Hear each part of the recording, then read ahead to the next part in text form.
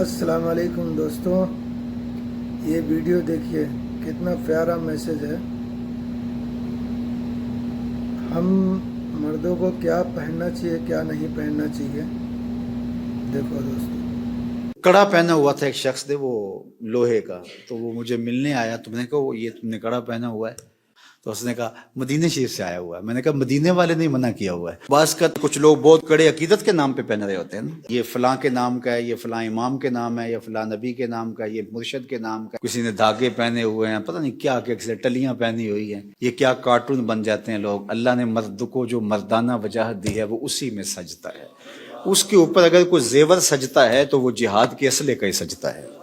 اس کے علاوہ مومن کو کوئی نہ من کے سجتے ہیں، یہ جو طرح طرح کی 6 رنگوں کی تسبیحاں ڈال کے گلے کے اندر پھرتے ہیں، یا گھنگرو ڈال لیتے ہیں، یہ مردانہ کوئی رنگ آہنگ تھوڑا ہے۔ مردوں کے ہاتھوں کے اندر دیگر امور رکھے گئے، مردوں کے وظائف الگ ہیں، عورتوں کے وظائف الگ ہیں۔ اس لیے ریشم مرد کو منع کر دی گئی، یہ نرم و نازک لباس، اور اسی طرح چاندی اور سونا مرد کو منع کر دیا گیا، یہ عورتوں کا گہنا ہے۔ صرف چاندی کی ایک انگوٹھی جائز رکھی گئی ہے، اور وہ بھی 4.5 ماشے کی مقدار کو نہ پہنچتی ہو۔ تو مرد کے لیے سونا بھی منع کیا گیا ہے، بلکہ آتش دوزخ کا انگارہ قرار دیا گیا ہے۔ یہ گناہ بے لذت ہے اور گناہ جاریہ ہے۔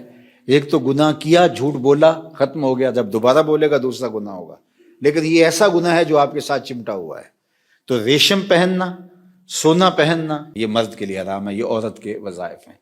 تو مرد کی عادات مردانہ ہونی چاہیے، عورت کی عادات عورتوں کی طرح ہونی چاہیے۔ اسی لیے جو مردانہ عورت ہے اس سے بھی نفرت کا اظہار کیا گیا، اور زنانہ مرد سے بھی نفرت کا اظہار کیا گیا۔ جو خاتون ہے لیکن مردوں کی طرح اپنا گیٹ اپ رکھتی ہے۔ مرد کی ساخت عورت سے الگ رب نے بنائی ہے۔ عورت کے چہرے پہ کبھی داڑھی نہیں اگتی، اس کے منہ پہ کبھی مونچھیں نہیں آتی، یہ وظائف مرد کے ہیں۔ جو توانائی، جو ہڈیوں میں زور، جو تحور، جو جرت اللہ نے مرد میں رکھی ہے، عورت کے اندر اللہ نے نزاکت رکھی ہے۔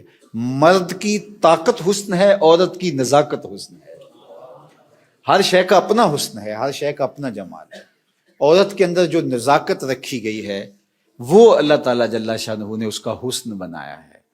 بلکہ ایک سفر میں کچھ خواتین بھی ہمراہ تھی، تو جو غلام اونٹ ہانک رہے تھے ان کا نام تھا انجشا رضی اللہ تعالیٰ عنہ۔